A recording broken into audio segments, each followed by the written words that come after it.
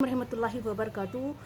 अच्छा गुमान रखना, अच्छा सोचना, अच्छा गुमान रखना भी एक इबादत है और अच्छा गुमान रखना भी जन्नत का रास्ता है। एक हदीस का मफ़हूम है कि अल्लाह ताला फरमाता है कि मैं बंदे के साथ वैसा ही मामला करता हूँ जिस तरह बंदा मुझसे गुमान रखता है। तो हमें हमेशा कभी भी है ना पॉजिटिव सोचना चाहिए। हम जिस तरह एक बहन बता रही थी कि उनका भाई उनके लिए कुछ पैसे भिजाया, मतलब कुछ ऐसी मदद के लिए कुछ पैसे भिजाया, तो उन्होंने उठा के रख दिए, नहीं ये आड़े वक्तों में काम आएंगे, बल्कि उठा के रख दिए, बीमारियों में वगैरह काम आएंगे।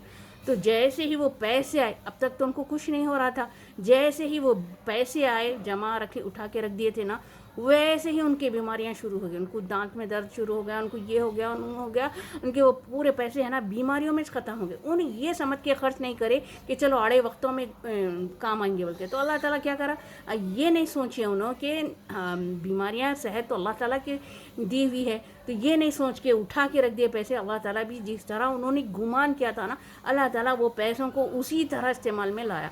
तो इसलिए हमें है कभी भी अल्लाह पर तवक्कल करना चाहिए कि नहीं, अल्लाह जो देता है अल्लाह की मर्ज़ी से होता है सब। हम अच्छा गुमान रखेंगे।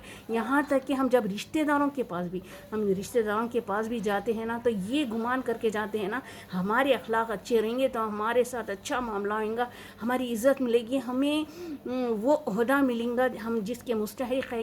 ये समझ कर हम जाएंगे ना, तो हमें वहाँ पर बहुत इज़्ज़त मिलेंगी।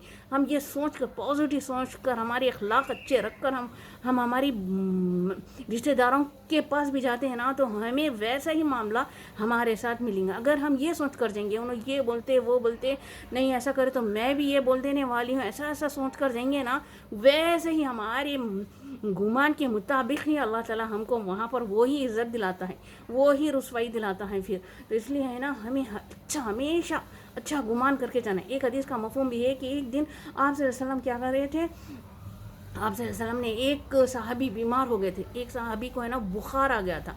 तो बुखार आ गया तो आप सल्लल्लाहु अलैहि वसल्लम ने उस सहाबी को देकर कहा कि जहन्नुम की ये बुखार की गर्मी है ना, जहन्नुम की आग को ठंडा करती है। तो बूढ़े थे वो सहाबी, वो बुखार की वजह से चिड़चिड़े हो गए थे। उन्होंने कहा कि नहीं, ये तो मुझे है ना अल्लाह ताला सताने के लिए, इस बूढ़ी उम्र में अल्लाह ताला सताने के लिए बुखार दिया है। तो आप सल्लल्लाहु अलैहि वसल्लम ने कहा कि ऐसा ही हो जिस तरह तुमने गुमान किया ना, वैसा ही हो। तो अब वो बूढ़ा है ना तड़प तड़प कर ही मरा।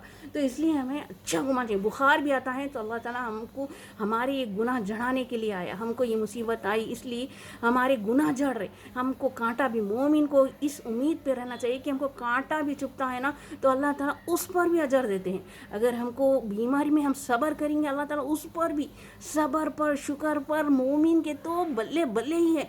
हर तरह से है ना मोमिन के है ना जज़ा ही जज़ा है। तो हमको हमेशा अच्छा ही सोचना चाहिए, जैसा हम सोचेंगे ना वैसा ही होता है। हम कहीं चले जाओ, कुछ भी हो जाओ, हमारे मामलात हो, हमारी कैसे भी कोई काम भी हो, हम अच्छा गुमान करेंगे, हमारे साथ वैसा ही मामला होता है।